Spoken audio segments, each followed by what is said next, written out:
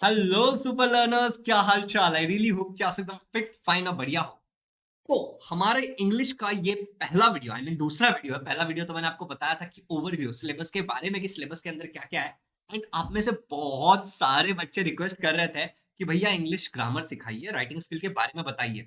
With all my experiences मैं आपको बता रहा हूँ कि मैं जब इंग्लिश पढ़ता था, जो इंग्लिश के जो सैम्पल पेपर हम सॉल्व करते हैं ना, तो मैंने सबसे ज्यादा इंग्लिश के सैंपल पेपर सॉल्व किए थे। और जो मेरे इंग्लिश के टीचर हैं उनके साथ आज भी मेरी बहुत बनती है। ठीक है, इसके अलावा इंग्लिश इज अ सब्जेक्ट जिसमें आप ठीक से अगर पढ़ लेते हो ना तो बहुत अच्छा स्कोर कर सकते हो।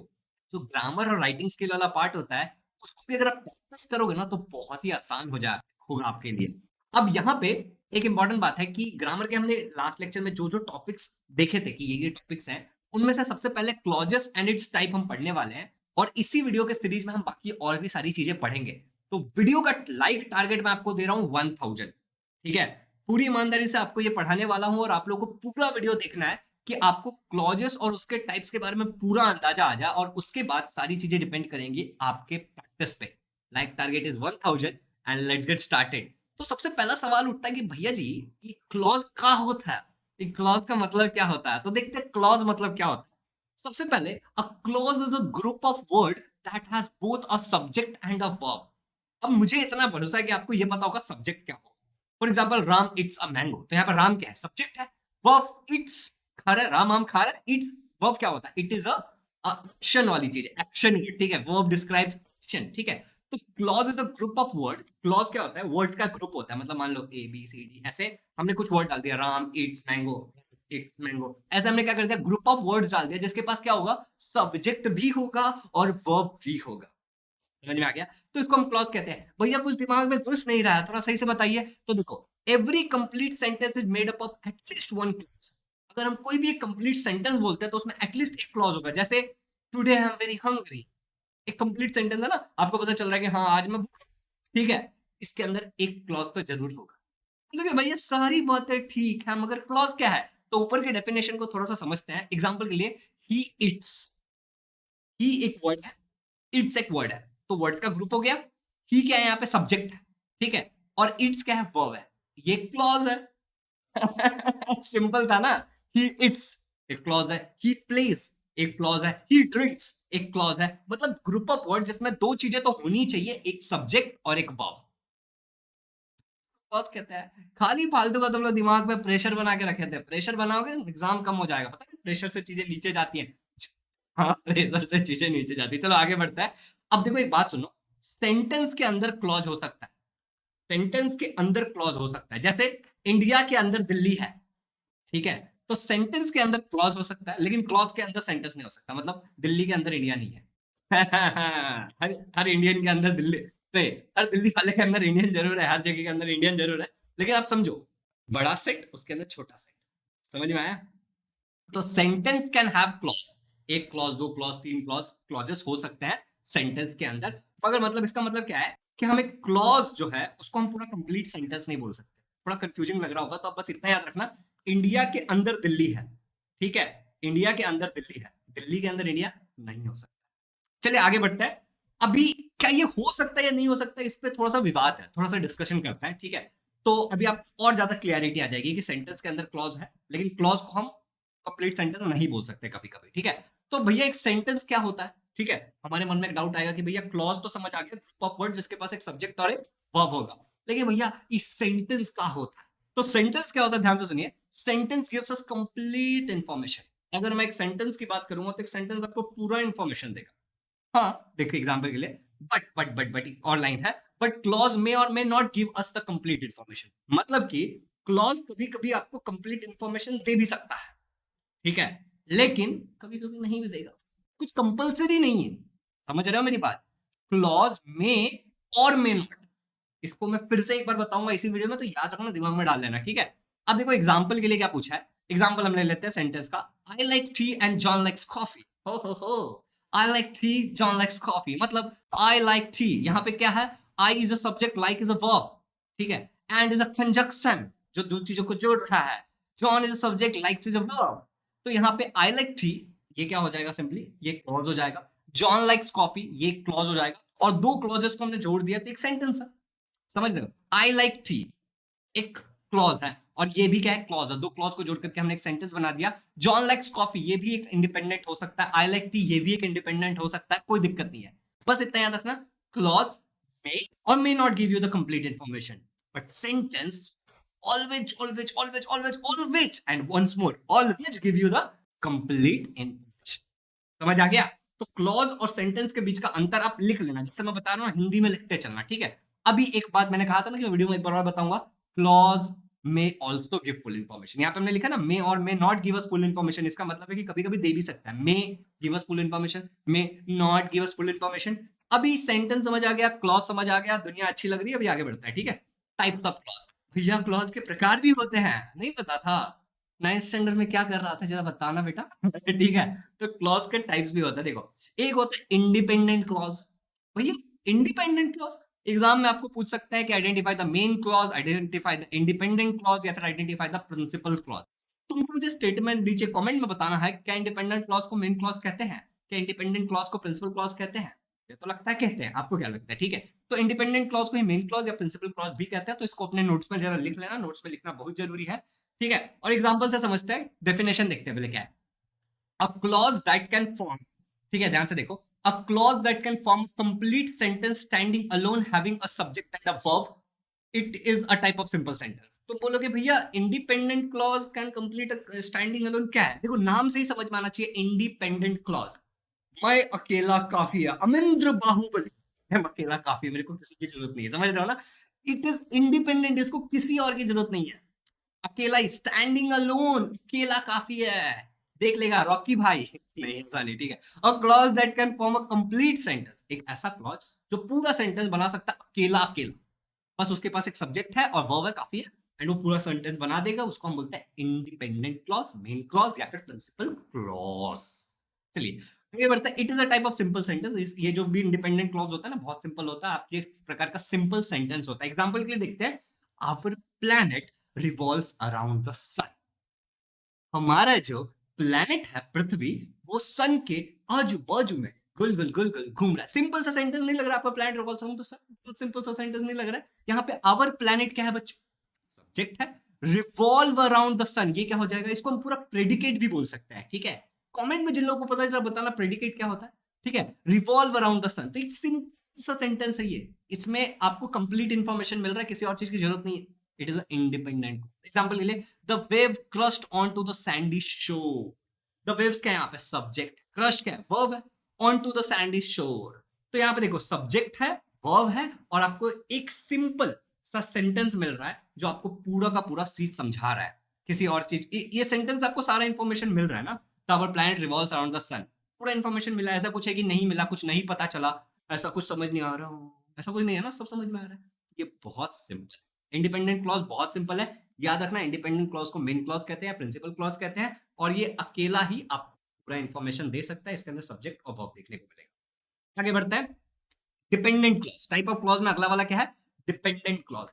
अब जो बच्चा हमारा डिपेंडेंट क्लॉज होता है, जरा ध्यान से सुनना, जो हमारा डिपेंडेंट क्लॉज होता है उसका डेफिनेशन है, वो किसी पे डिपेंड करेगा सिंपली, ठीक है? इसके कुछ टाइप्स भी है, बात करेंगे। तो a dependent clause is a group of word, ये एक वर्ड का ग्रुप होगा, मतलब क्लॉज है, ठीक है? That contains a subject and a verb but does not express a complete, पूरा थॉट नहीं पता चलेगा। ऐसा लगेगा कि उसने जवाब तो दे दिया, नालायक है एक नंबर का, जवाब भी दे दिया और सेटिस्फेक्शन भी नहीं मिला। ठीक है, तो वो हो जाएगा तुम्हारा डिपेंडेंट क्लॉज, ठीक है? डिपेंडेंट क्लॉज दूसरे क्लॉज पर डिपेंड होता है सेंटेंस बनाने के लिए, मतलब ये जो डिपेंडेंट क्लॉज है वो शायद एक इंडिपेंडेंट क्लॉज पे डिपेंड कर सकता है। एग्जांपल के लिए बेसिकली किसी और पे डिपेंड करेगा कंप्लीट सेंटेंस बनाने के लिए, समझेंगे धीरे धीरे। It always begins with a coordinate, ठीक है, या फिर सब कोऑर्डिनेटर, ठीक है? सब ऑर्डिनेटर, यहाँ पे कोऑर्डिनेटर होगा सर, ठीक है? तो it always begins with a coordinate और सब कोऑर्डिनेट, जो मैं आपको समझाता हूँ इसका मतलब क्या है, जो कनेक्ट करता है सेंटेंस को। ये हमेशा ऐसी चीजों से बिगिन होता है जो किसी चीज सेंटेंस को कनेक्ट कर रहा है। एग्जांपल से भी आपको समझेगा, देखो यहाँ पे एग्जांपल के लिए, देन हिज सिस्टर कैन, ये एक डिपेंडेंट क्लॉज है। तुमको कैसे पता चलेगा कि डिपेंडेंट क्लॉज है? कुछ समझ आ रहा है, देन हिज सिस्टर कैन, लेकिन क्या क्या क्या, इसकी सिस्टर कैन क्या? सही बात है ना? अब यहां पे देखो आपका ये देन क्या हो गया, समझ गए? Okay, whenever you come to visit, क्यों आ रहा है बेटा, क्यों आ रहा है, तो आ क्यों रहा है, हाँ तेरे को बुलाया किसने? Whenever you come to visit, पूरी इंफॉर्मेशन मिल रही है? नहीं। It is a type of dependent clause. समझ आ गया? यहाँ पे whenever क्या है? सबऑर्डिनेट और सॉरी कोऑर्डिनेटर या सबऑर्डिनेटर। सिंपल। आगे बढ़ते हैं। डिपेंडेंट क्लॉज के 3 प्रकार होते हैं और जिसमें तीसरा प्रकार जो हम बात करेंगे उसके 7 से 8 प्रकार और हो सकते हैं। बोल भैया इतना सब कुछ पढ़ना पड़ेगा? नहीं, इतना सब कुछ नहीं पढ़ना पड़ेगा, मैं आपको ब्रीफली एक आइडिया दे रहा हूँ इस वीडियो में। ठीक है? अगर आप बोलोगे और डिटेल वीडियो हम बना सकते हैं। चलिए, नाउन क्लॉज। नाउन क्लॉज क्या होता है? अ noun clause is a clause. Video target 1000 तक किया गया लाइक, और चैनल को सब्सक्राइब मारो। ठीक है? नाउन क्लॉज देखो simply act as a noun. Noun clause क्या होगा? नाउन की तरह एक्ट करेगा सेंटेंस में। तुम बोलोगे भैया नाउन क्या होता है? Noun is a naming word, ये तो बचपन में सीखा था। ठीक है, तो देखो, a noun clause is a clause that serves as a noun in the sentence. Bracket में लिखा group of words with subject and verb. Group of word क्यों? क्योंकि ये क्लॉज है बेसिकली। ठीक है, अब देखो यहाँ पे एग्जांपल के लिए हम देखते हैं, ध्यान से समझना एग्जांपल को। She was saddened by what she had read. She was saddened। अब यहाँ पे she क्या है? बेसिकली किसी के बारे में पता चल रहा है। ठीक है, was saddened by what she read। वो saddened हो गई, लेकिन क्यों हुई? जो उसने पढ़ा। नाउन के बारे में कुछ और पता चल रहा है, आपको इंफॉर्मेशन मिल रही है, नाउन सर्व कर रहा है यहाँ पे। ठीक है, सेंटेंस में ऐसा नाउन, यहाँ पे नाउन की तरह ये एक्ट कर रहा है। समझ में आया? I like what I see. I like, यहाँ पे आई सब्जेक्ट है, like is a verb, what I see बीच में जुड़ा हुआ है, देख रहे हो? यहाँ बाई से कनेक्टर है। मैं आगे बात किया था ना पीछे, कोऑर्डिनेट सबऑर्डिनेटर, तो देखो बीच में कनेक्टेड है यहाँ पे बेसिकली। क्या है? अब अगला देखो, आई know that patience has its limit. I know, मगर मुझे क्या पता है कि पेशेंस नाउन है ना बेसिकली। ठीक है, किसी चीज का नाम है। Patience has its limit, patience की एक अपनी लिमिट होती है। समझ रहे हो मेरी बात? आई नो, मुझे पता है, that patience has its limit, patience की एक अपनी लिमिट होती है। तो बेसिकली नाउन क्लॉज क्या होता है? सेंटेंस में कुछ ऐसा जो नाउन की तरह एक्ट करेगा। अब तुम बोलोगे भैया ये दो दो आपने लाइन क्यों मारा है, तो मैं आपको बेसिकली बताना चाह रहा हूं कि यहाँ पे दो दो क्लॉजेस है। ठीक है, चलिए आगे बढ़ते हैं। Adjective clause. अब आप बोलोगे भैया एडजेक्टिव क्लॉज, अब देखो यहां से एडजेक्टिव क्लॉज और एडवर्ब क्लॉज में बच्चों को अक्सर थोड़ा डाउट आता है। नाउन तो बहुत इजी है फिर भी। ठीक है, तो मैं आपको बहुत अच्छे से बताऊंगा जिससे आप किसी भी एग्जांपल में से बहुत आसानी से निकाल पाओ। ध्यान से देखो, एडजेक्टिव क्लॉज को ही रिलेटिव क्लॉज बोला जाता है। आपके एग्जाम में कभी कभी क्वेश्चन रहेगा कि अंडरलाइन द सेंटेंस में कौन सा आपका रिलेटिव क्लॉज है, आप बताओ और अंडरलाइन करो, इस तरीके के क्वेश्चन हो सकते हैं। तो adjective clause and relative clause देखो यहाँ पे क्या है। An adjective clause describe noun from main clause. आपका जो एडजेक्टिव क्लॉज है वो आपके मेन क्लॉज में जो भी नाउन है, मेन क्लॉज क्या होता है अभी बात करेंगे। ठीक है, उसके बारे में कुछ उसके नाउन को डिस्क्राइब करेगा, कुछ खास बताएगा। ठीक है, that includes the subject and verb, जिसके अंदर सब्जेक्ट और वर्ब तो होना ही होना है। ओके, एडजेक्टिव क्या होता है? एडजेक्टिव इज लाइक किसी चीज की कुछ स्पेशलिटी बता रहा है, कुछ खास बता रहा है। जैसे मैं बोलूंगा कि this is a tall building. Tall क्या हो गया यहाँ पे? Adjective. Is a big snake. Big क्या हो गया? स्नेक। और बिग क्या हो गया? स्नेक तो हो गया, बिग क्या हो गया? एक एडजेक्टिव हो गया। दिस इज अ इम्प्रेसिव चश्मा। सिर्फ क्या हो गया? He is a good teacher, he is a kind brother. समझ रहे हो तुम? बात समझ रहे हो? तेज हो तुम। ठीक है, एग्जांपल के लिए समझते हैं। This is the car which I purchased yesterday। This is the car. ठीक है, सिंपल सी बात है, दिस इज अ कार, समझ आ रहा है। लेकिन कैसी कार है ये जो मैंने कल खरीदा? कुछ खास बता रहा है, कल खरीदा, कुछ खास बता रहा है। समझ गए? अगला देखो, fruit that is grown organically is expensive. अभी देखो यहाँ पे ध्यान से देखो, येलो कलर से मैंने कुछ मार्क किया है। ठीक है, ध्यान से देखो, एकदम येलो कलर से। ठीक ठीक, जूम कर दिया। Fruit is expensive, yellow colour से, ये आपका मेन क्लॉज है। देखो, फ्रूट इज एक्सपेंसिव अपने आप में कंप्लीट सा लग रहा है। फ्रूट इज एक्सपेंसिव, हाँ एक्सपेंसिव है कि कौन सी फ्रूट एक्सपेंसिव है? That is grown organically. ठीक है, is expensive, that grown organically is expensive. यहाँ पे इज क्या है? आपका वर्ब है। ठीक है, तो ग्रोन ऑर्गेनिकली इज एक्सपेंसिव, यहाँ पे जो ये पूरा का पूरा है ना, वो आपका है adverb clause, dependent sorry adverb कह रहा हूं, एडजेक्टिव क्लॉज।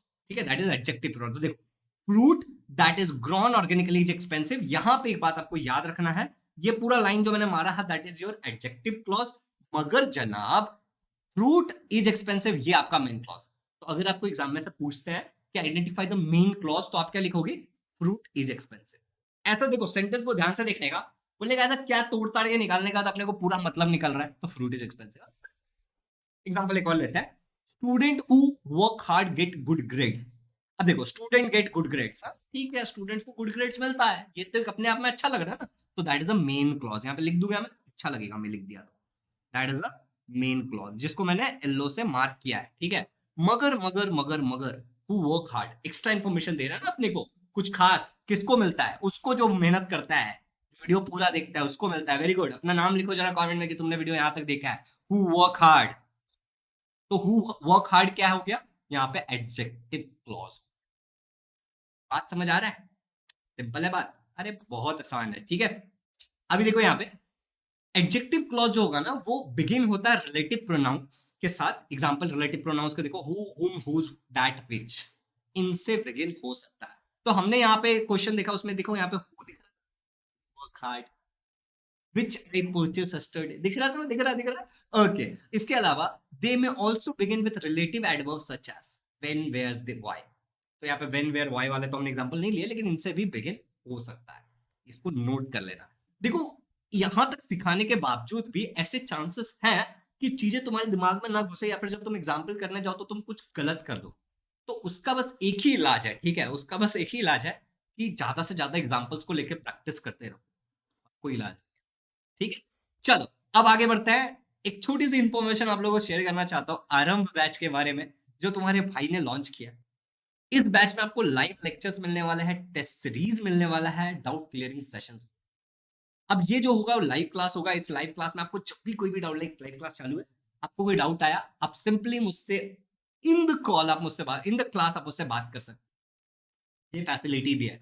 अब एक चीज मैं यहाँ पे पहले बता देना चाहता हूँ, मैं चाहता हूँ कि ये बैच को केवल वो लोग ज्वाइन करें, प्लीज लिसन, सभी के लिए नहीं दरवाजे खुले हुए हैं, वैसे तो सभी के लिए खुले हुए हैं, लेकिन फिर भी कुछ खास लोगों को मैं चाहता हूँ कि ज्वाइन करें। पहले वो कैटेगरी के बच्चे जिन्होंने कहीं क्लास नहीं लगाया है, जस्ट क्योंकि एक्सपेंसिव था क्लास, ठीक है। और मैं समझ सकता हूँ कुछ लोग अफोर्ड नहीं कर सकते, कुछ लोग टाइम मैनेज नहीं कर पाते हैं, और जो भी आपका रीजन है आई कंप्लीटली अंडरस्टैंड। जब मैं 10th में था तो मेरे पापा की सैलरी केवल 15,000 रुपए थी मंथली, ठीक है।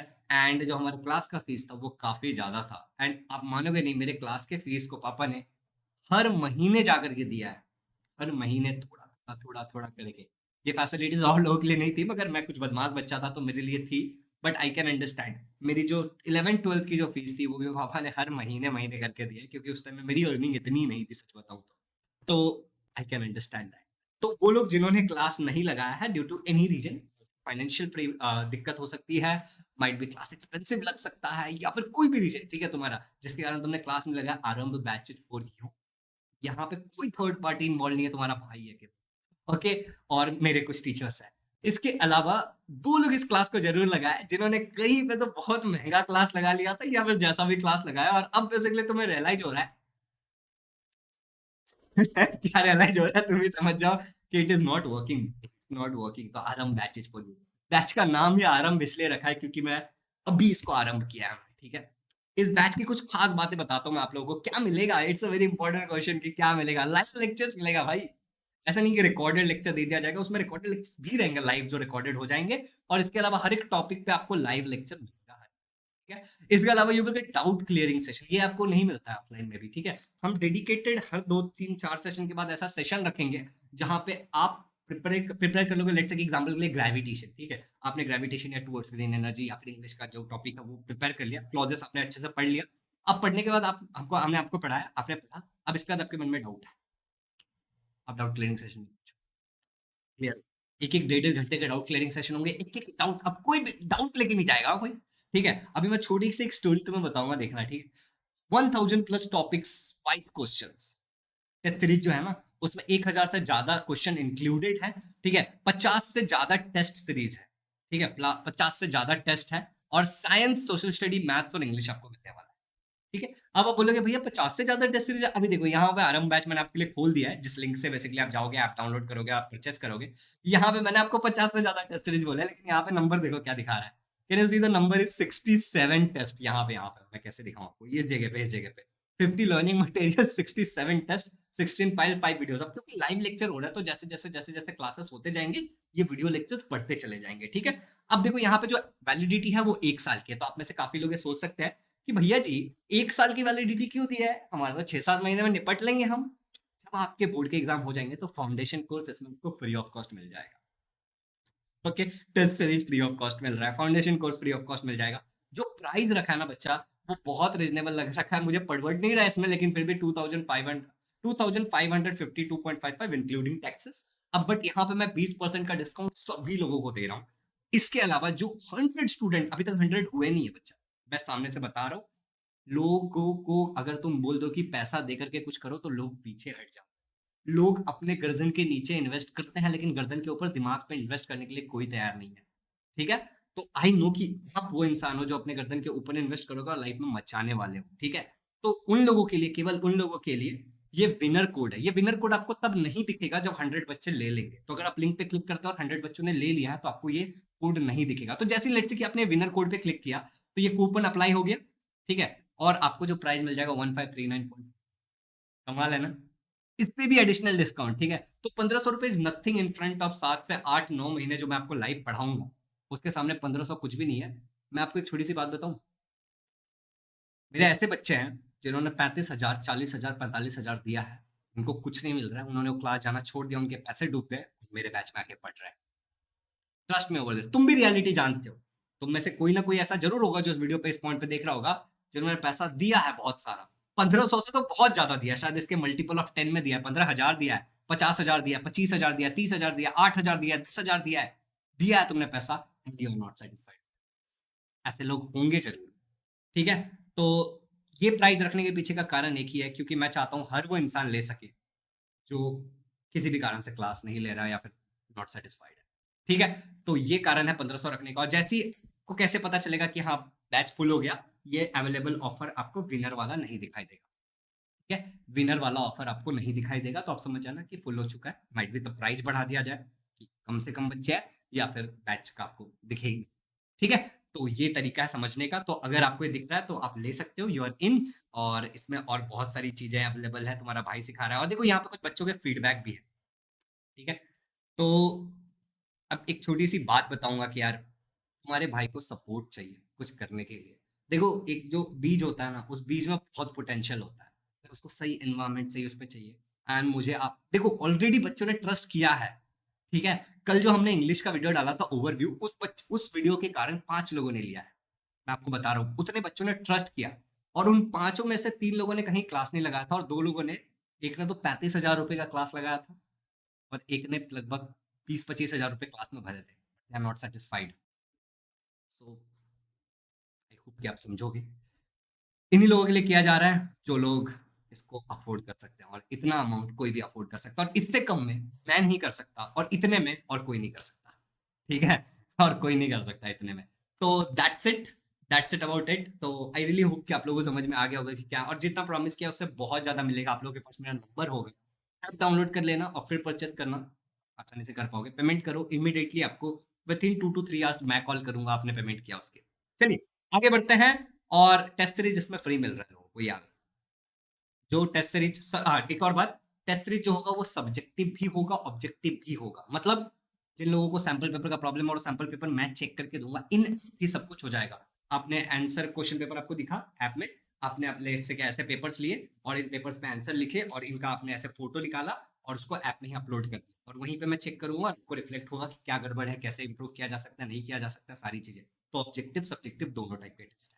आई होप कि आपको क्लियर हो गया होगा और आप लोग जरूर आ रहे हो। चलो तो यहां तक ये सारी चीजें हो गई। अब हम बात करते हैं डिपेंडेंट क्लॉज के लास्ट टाइप के बारे में, विच इज एडवर्ब क्लॉज। नीचे कमेंट में जरूर बताना कि आप आ रहे हो कि नहीं आ रहे हो, जिससे और लोगों को भी कॉन्फिडेंस आए।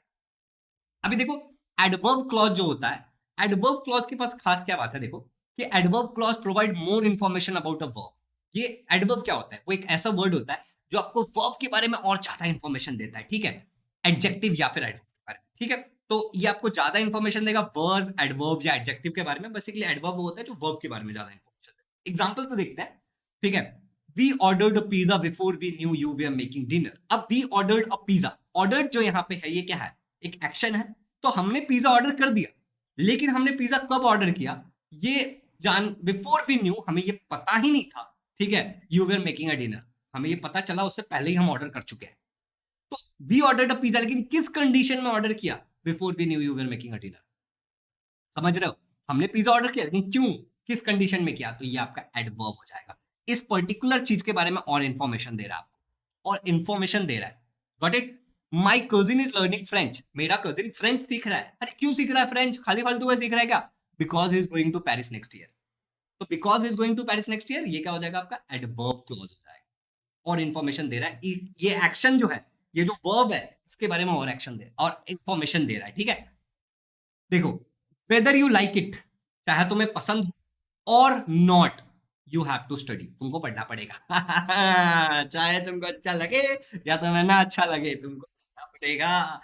तो whether you like it or you not, you have to study. अब देखो, कभी जरूरी नहीं कि हमेशा ये पीछे होगा, कुछ लोग जुगाड़ू बुद्धि के होते हैं, फट से पीछे लगा देंगे, बोलेंगे कंप्लीट सेंटेंस हुआ उसके बाद का पूरा। नहीं, कभी कभी आगे भी हो सकता है, ठीक है? वेदर यू लाइक इट, ठीक है, उसका देखो और के बाद क्या है? नॉट, और नॉट के बाद क्या है? You have to study. तो यू हैव टू स्टडी भी, यू हैव टू स्टडी सही लग रहा है, ठीक है, लेकिन उसके पहले क्या है? Whether you like it. तो ये whether you like it, you have to study, लेकिन तुम्हें पसंद हो या ना पसंद हो, यू हैव टू स्टडी। तो ये क्या है? You have to, you whether you like it, ये क्या हो जाएगा आपका? एडवर्ब क्लॉज हो जाएगा, ठीक है? तो यू हैव टू स्टडी, ये क्या है? बेसिकली आपको पढ़ना है, लेकिन किस कंडीशन में भी आपको पढ़ना है, आपको पसंद हो या ना हो, ठीक है? यू लाइक इट और नॉट। आई होप कि आपको समझ में आ गया होगा कि एडवर्ब क्लॉज क्या होता है। कुछ एग्जांपल दे रहा हूं आपके पढ़ने के लिए, और उससे पहले एक टेक्निक बता रहा हूं, याद रखना। एडवर्ब क्लॉज में contain though, although, as soon, after. Adverb clause के अंदर ये सारी चीजें हो सकती हैं, दो, ऑल्दो, एज सून, आफ्टर, और कुछ और बातें।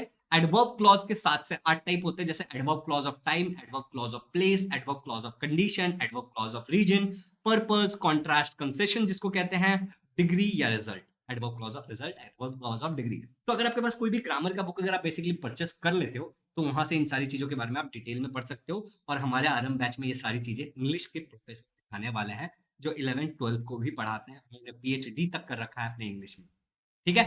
चलो, तो आगे बढ़ते हैं और अब बात करते हैं इन चीजों के बारे में। क्वेश्चंस आपके प्रैक्टिस के लिए, इसका जवाब आप नीचे बताओगे कमेंट्स में। Identify the clause and it's type, आपको इनमें से क्लॉज आइडेंटिफाई करना है, ठीक? कौन सा क्लॉज है? For example, I know that story is true, I know that story is true, क्या ये नाउन क्लॉज है? अच्छा है, तो इसमें नाउन क्लॉज कौन सा पार्ट है? ये the story is true, I know that, क्या है इसमें नाउन क्लॉज, ये बताना है। Press the button when I say I am ready, press the button, ठीक है, when I say I am ready. तो लेट्स से कि तुमने बोला कि आई एम रेडी, ये कुछ है, क्या है ये बताना आपको, और कौन है। लाइक आई एम रेडी ये है, लेकिन क्या है ये आपको बताना है। तो आइडेंटिफाई करना आपको क्लॉज को, और उसका टाइप बताना है। तो इस सेंटेंस में कौन सा क्लॉज है ये बताना, और कौन सा टाइप का क्लॉज है ये बताना, क्या क्लॉज है और कौन सा टाइप का है। आई होप कि आपको ये सारी बातें समझ में आ गई होंगी, क्लॉजेस के बारे में आइडिया आ चुका होगा एटलीस्ट आपको ये वीडियो देख करके। और अब आपको प्रैक्टिस करना है। अगला वीडियो बहुत जल्दी आएगा ग्रामर के अगले टॉपिक पे, जो कि क्लॉज से ही डिपेंडेंट होगा, तो आपको थोड़ी सी और क्लियरिटी आ जाएगी क्लॉज पे, क्योंकि चीजें कनेक्टेड होती हैं। सो लर्नर्स, आरएम बैच अगर अब तक आपने कंसिडर नहीं किया, तो this is the right time to consider Aarambh batch. Join it fast, और यहाँ पे आपको बहुत सारी चीजें मिलने वाली। तो जितना मैं प्रॉमिस करूंगा उससे मैं बहुत ज्यादा डिलीवर करूंगा इन आरएम बैच। आई होप कि आप ज्वाइन करोगे, and I trust you. Happy learning. ये वीडियो कैसा लगा मुझे नीचे कमेंट में बताना। अगला वीडियो अगर चाहिए तो इस वीडियो को लाइक कर दो, 1000 लाइक्स। प्लेलिस्ट का लिंक डिस्क्रिप्शन में डाल दूंगा, आरएम बैच का लिंक डिस्क्रिप्शन में रहेगा। और एक सरप्राइजिंग बात कि इस वीडियो पे मतलब टोटल तो 100 ही बच्चे आएंगे, बाद में विनर दिखना आपको बंद हो जाएगा, लेकिन इस वीडियो से जो पहले 25 स्टूडेंट आएंगे, उन लोगों के लिए मेरा पर्सनल मेंटरशिप फ्री, मतलब मैं आपको पूरी तरीके से गाइड करूंगा कि कैसे प्रिपेयर करना, नहीं करना एंड ऑल। और एक और छोटी सी बात, एक बहुत ही इंपॉर्टेंट, बहुत ही भयानक और बहुत ही टॉप वीडियो आने वाला है प्लानिंग के ऊपर कुछ दिनों के अंदर। Surprise coming soon. Have a good day, be learning, let's meet in the Aarambh batch.